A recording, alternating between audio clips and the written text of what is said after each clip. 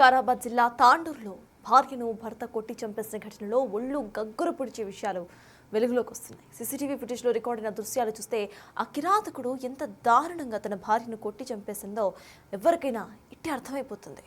చేతికందిన పెద్ద కర్రను తీసుకుని అతడు తన భార్యను కొట్టిన తీరు చూసిన వాళ్ళంతా కూడా కంటతడి పెట్టుకుంటున్నారు.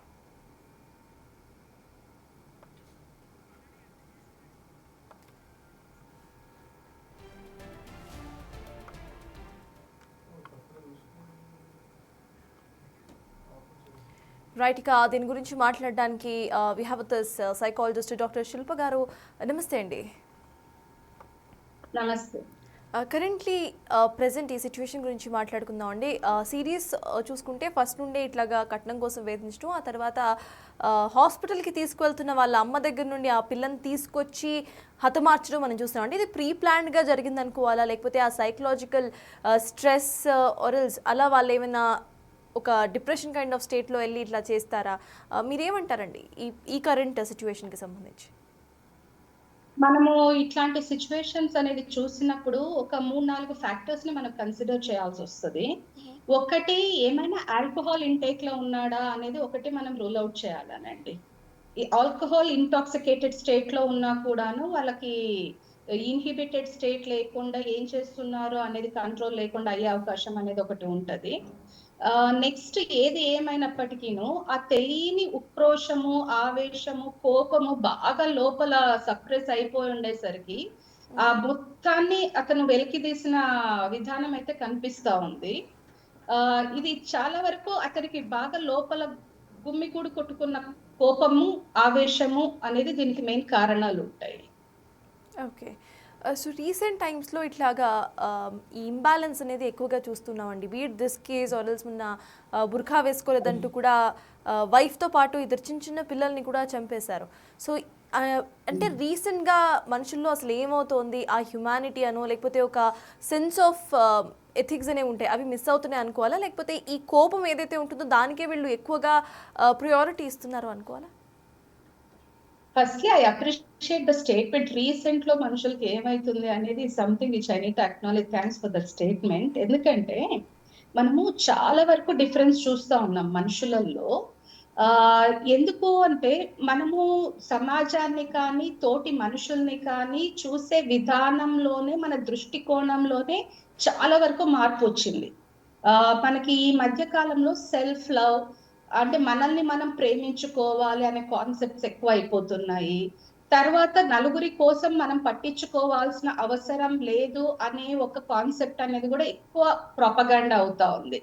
ఇక్కడ సన్నటి గీత ఉంటుందండి. మనం వేరే వాళ్ళని, ఇతరుల్ని పట్టించుకోవద్దు అనేదానికి, ఇతరుల గురించి మనల్ని మనం కష్టపెట్టుకోవద్దు అనేదానికి చాలా వ్యత్యాసం ఉంటుంది. ఆ సన్నటి డిఫరెన్స్ అనేది మనుషుల్లో చాలా కన్ఫ్యూజ్ అవుతున్నారు. ఇప్పుడు మారల్స్, ఎథిక్స్ తగ్గిపోతున్నాయా అనేదానికి ఫస్ట్ ఆఫ్ ఆల్ ఎంతవరకు డెవలప్ అవుతున్నాయి అనేది ఒక పాయింట్ ఇక్కడ.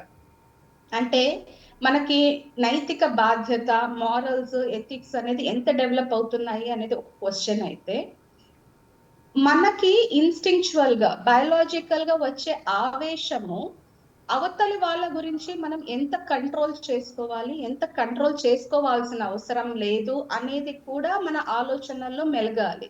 ఇప్పుడు ఎంతసేపు నా బాధ్యత, నా ఆలోచన, నాకేం కావాలి అనే దృష్టికోణంలోనే చూస్తున్నారు. కాబట్టి నేను అవతల మనిషి కోసం కొంచెం కాంప్రమైజ్ అవ్వాలి అనే ఒక కాన్సెప్టే చాలా వరకు తగ్గిపోతా ఉంది.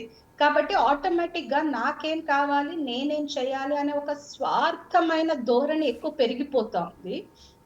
ఇక్కడ రెండండి, సెల్ఫిష్నెస్ వేరు, సెల్ఫ్ సెంటర్డ్నెస్ వేరు. సెల్ఫ్ సెంటర్డ్నెస్ ఎక్కువ పెరిగిపోతా ఉంది మనుషులకి. కాబట్టి ఎంపతి, సహానుభూతి, ఇతరుల పర్స్పెక్టివ్ నుంచి ఆలోచించే లెవెల్ చాలా తగ్గిపోయింది మనుషులకి.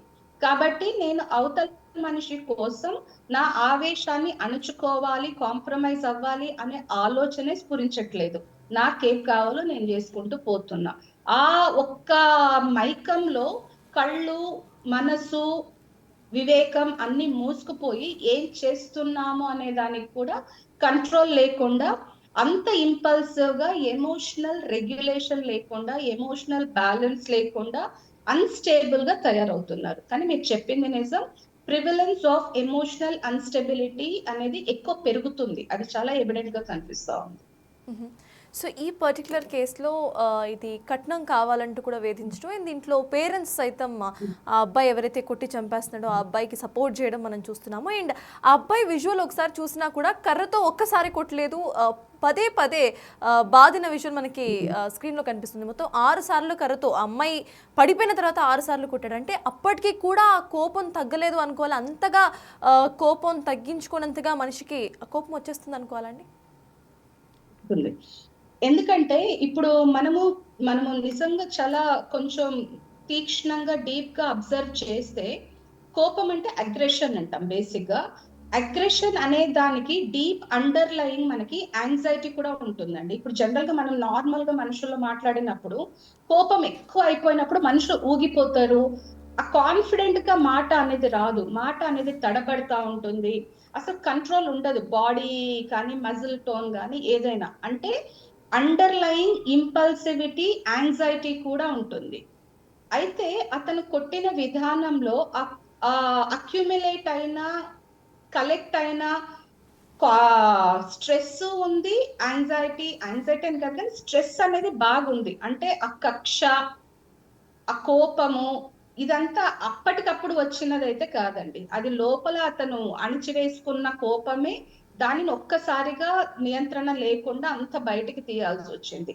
అది రెలవెంట్ కోపమా, ఇర్రెలవెంట్ కోపమా అనేది మనం తర్వాత చూసుకోవాలి. బట్ అది అతని లోపల అక్యుములేట్ అయిన కోపమే, ఆవేశం. సో జనరలీ శిల్ప గారు, ఇటువంటి హీటెడ్ ఆర్గ్యుమెంట్స్ జరిగినప్పుడు మనిషిని వాళ్ళకి ఎవరికైనా ఒక కైండ్ ఆఫ్ ఒక ఇంట్రూసివ్ థాట్ అనేది వస్తూ ఉంటుంది, అవతల వాళ్ళని ఆ కోపంలో ఏమైనా చేద్దామా అని చెప్పి. ద పాయింట్ దిస్ స్టాప్, అది ఇంపార్టెంట్. సో ఆ పాయింట్ ఇక్కడికి మనం ఆపేయాలి అనేది వాళ్ళకి ఎలా తెలుస్తుంది? చాలా మందిలో ప్రెజెంట్ అది లోపిస్తోంది. దాని గురించి మీరు యాజ్ అ సైకాలజిస్ట్ ఏం సజెషన్స్ ఇస్తారు? ఇక్కడ మనము ఏదైనా కానీ ప్రాబ్లం అనేది మనము 3 ఫ్యాక్టర్స్ లో చూడాల్సి వస్తుందనండి. Biological, psychological and social factors లో చూడాల్సి వస్తుంది. ఈ 3 దృష్టికోణంలో కూడా మనం చూడాలి. ఇప్పుడు మనం ఇంపల్సివిటీ, అగ్రెషన్ అని అన్నప్పుడు ఒక్క సైకలాజికల్ ఫ్యాక్టర్, సోషల్ ఫ్యాక్టర్ చూడొద్దు. మనము బయోలాజికల్ ఫ్యాక్టర్ అనేది కూడా అంతే ఇంపార్టెంట్ ఉంటుంది. లైక్ ఎగ్జాంపుల్, ఇప్పుడు చిన్నప్పటి నుంచి మనం పెరిగిన విధానం కానీ దాంట్లో మనకి ఆవేశానికి, స్ట్రెస్ కి సంబంధించిన న్యూరో ట్రాన్స్మిటర్స్ అంటే కెమికల్స్ చేంజ్ అట్లాంటిది నాకు బాగా అలవాటు అయిపోయింది అనుకోండి, నా బ్రెయిన్ కి కానీ నా నర్వస్ సిస్టమ్ కి కానీ. నా బాడీ లేదా నా మైండ్ ఆ సిచ్యువేషన్ కి రియాక్ట్ అయ్యే విధానమే అంత ఇంపల్సివ్ గా ఉంటుంది, మనకి కంట్రోల్ అనేది ఉండదు. అందుకని ఇప్పుడు మనం జనరల్ గా మనం మెడిటేషన్, మైండ్ఫుల్నెస్ ఇదంతా కూడాను మనం ఎందుకు వే ఆఫ్ లైఫ్ లో మనం ఇంక్లూడ్ చేయాలి అని చెప్తామంటే, మన న్యూరల్ పాత్వేస్, నర్వస్ సిస్టమ్ అనేది అలవాటు అవ్వడమే, ఆ కామ్ కంపోజ్డ్ దానికి అలవాటు అవ్వాలి. కాబట్టి ఈ బాడీ ట్రైనింగ్ అనేది అవసరం. అందుకని మనం యోగా, మెడిటేషన్ ఇట్లాంటిది, ఈవెన్ ఎక్సర్సైజెస్ ఇదంతా ఓన్లీ బాడీకి సంబంధించింది కాదు, it is also for the healthy mind. So ఇది డెఫినెట్ గా మనకి అలవాటు అయిపోయి ఆ టైంకి కంట్రోల్ చేసుకోవాలంటే ఆ టైంకి మాత్రం కంట్రోల్ చేసుకోలేరండి. అది ఒకటి బయోలాజికల్ ఫ్యాక్టర్. ఇంకొకటి మన ఆలోచన విధానం. మనము జనరల్ గా ఎట్లాంటి ఆలోచన ధోరణి ఉంది నా మైండ్ లోంచి, ఎట్లాంటి ఆలోచనలు ఎక్కువ చేస్తా ఉంది అనే దాన్ని బట్టి నా టెంపరమెంట్ అనేది ఆధారపడి ఉంటది.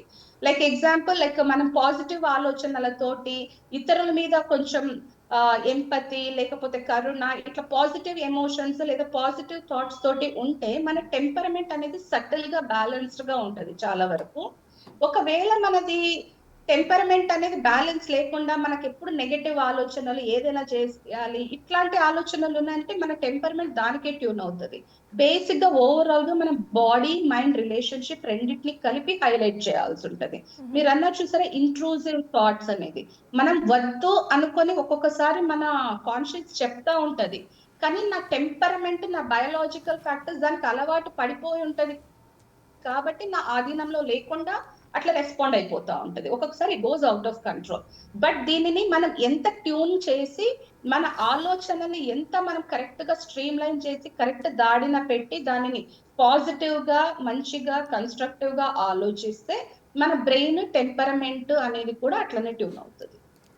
సో డాక్టర్ శిల్ప గారు, ప్రజెంట్ కొంతమంది ఈ మెంటల్ హెల్త్కు సంబంధించి అంటే మేము ఇట్లా డిప్రెషన్లో ఉన్నామనో లేకపోతే ఫ్యూ టైమ్స్ ఎవరైనా గొడవ పడితే ఇట్లాగా టెంపర్మెంటల్ ఇష్యూస్ వస్తున్నాయనో యాక్సెప్ట్ చేస్తూ ఉంటారు. సో అట్లాంటి వాళ్ళు ఇమీడియట్గా కూడా సైకియాట్రిస్ట్ను కన్సల్ట్ అవ్వటం కరెక్ట్ అంటారా? లేకపోతే కొంతమంది most of the people present social media ఇవన్నీ చూస్తూ కూడా సెల్ఫ్ హెల్ప్ అంటూ సెల్ఫ్ హెల్ప్ బుక్స్ ఇట్లా కూడా డిపెండ్ అవుతూ ఉంటారు. సో అది కరెక్ట్ అంటారా? చూడండి, ఇక్కడ మనం మెంటల్ హెల్త్ అన్నప్పుడు అది చాలా బ్రాడ్ కాన్సెప్ట్. మనకి దీంట్లో లెవెల్స్ ఉంటాయి. నేను all of a sudden first visit లోనే సైకాట్రిస్ట్ ని కలవాలి అని నేనేమి సజెస్ట్ చెయ్యను. ఇప్పుడు ఫర్ ఎగ్జాంపుల్ ఒక్కటండి, స్ట్రెస్, యాంగ్జైటీ, టెన్షన్ లేకపోతే ఎనీ కన్ఫ్యూషన్ లేని మనిషి అంటూ ఎవ్వరూ లేరు భూమి మీద.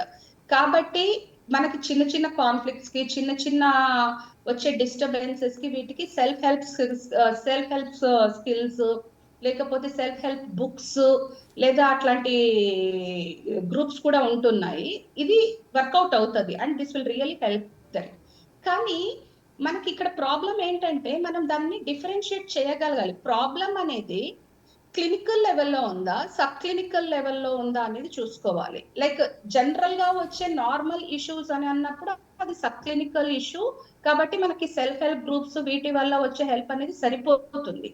కానీ ఒక్కసారిగా అదేమైనా క్లినికల్ ఇష్యూ వచ్చింది అనుకోండి, లైక్ ఫర్ ఎగ్జాంపుల్ నా డైలీ ఫంక్షనింగ్ అనేది దెబ్బతింటా ఉంది, లైక్ ఫర్ ఎగ్జాంపుల్ నాకు కోపం ఎక్కువ ఉంది, ఆవేశం ఎక్కువ ఉంది, లేదా తొందరగా ఇరిటేట్ అవుతాను, అప్పుడప్పుడు వస్తే పర్వాలేదు. బట్ దాని ఫ్రీక్వెన్సీ అండ్ ఇంటెన్సిటీ ఎక్కువైంది అనుకోండి, అది నా డైలీ ఫంక్షనింగ్ ని, లైక్ నా ఆఫీస్ లో నా వర్క్ ని కానీ ఇంట్లో రిలేషన్షిప్స్ ని కానీ అది డిస్టర్బ్ చేస్తా ఉంది అంటే మాత్రం డెఫినెట్ గా మనము ఇదర్ సైకాలజిస్ట్ ని కానీ సైకాట్రిస్ట్ ని కానీ కలవాల్సిన అవసరం ఉంది.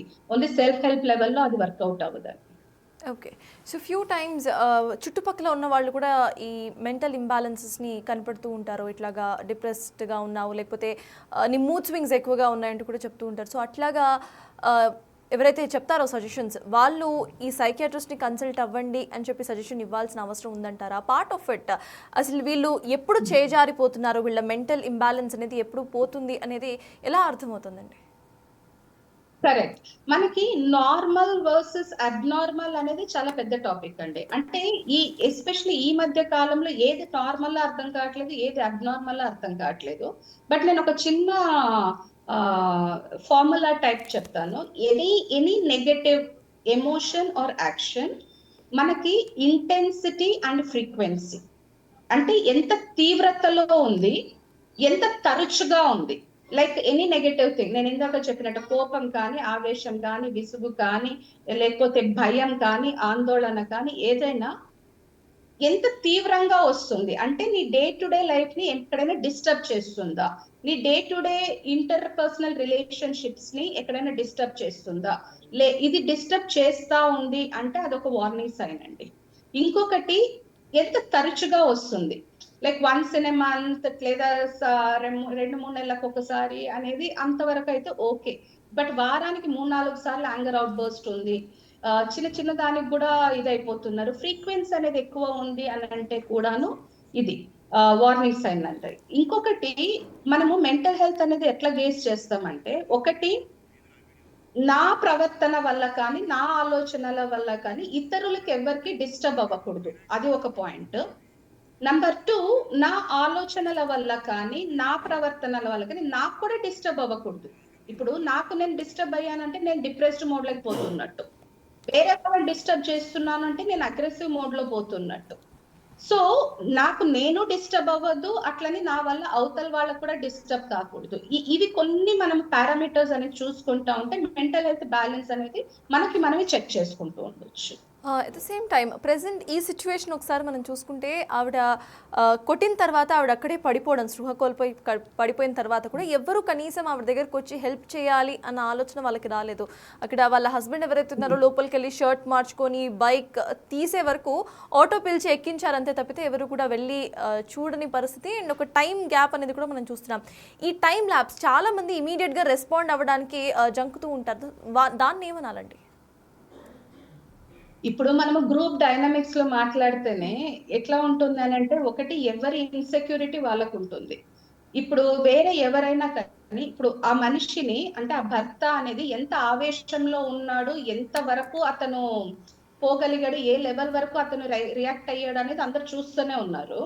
చూసినప్పుడు అంత టెంపరమెంట్ హైలో ఉన్న మనిషి దగ్గర వీళ్ళు పోయి ఆ అమ్మాయిని కాపాడాలి లేదంటే సపోర్ట్ చేయాలంటే వీళ్ళకి ఎంత ధైర్యం ఉండాలి. సో అంత ధైర్యము, అంత క్లారిటీ, అంత రిస్క్ టేకింగ్ యాటిట్యూడ్ అనేది మనలో ఉందా అనేది ఫస్ట్ క్వశ్చన్ మార్క్. ఎందుకంటే మేము పోతే ఏమవుతుందో, అతను మన మీద ఎట్లా రెస్పాండ్ అవుతాడో, ఎట్లా రియాక్ట్ అవుతాడో అనే భయాలు కూడా యువతల వాళ్ళకి ఉంటాయి. ఇంకొకటి, అట్లాంటప్పుడు ఒకవేళ ఒక నలుగురు ఐదుగురు కలిసి ఒక లైక్ మైండెడ్నెస్ తోటి ఏమైనా పోయి చేస్తే అంటే అతను ఒకవేళ మన మీద అగేన్స్ట్ అయినా కూడా మనం ప్రొటెస్ట్ చేసే అంత కేపబిలిటీ మన దగ్గర ఉందా, అంత ధైర్యం గనక వాళ్ళు కల్టివేట్ చేసుకొని పోయి ఉంటే బాగుండేది. ఇంకొకటి, నేను రిస్క్ లో పడతానేమో అనే ఒక ఇన్సెక్యూరిటీ, భయం అనేది కూడా యూత్ వాళ్ళలో ఉంటుంది కదా. So correct.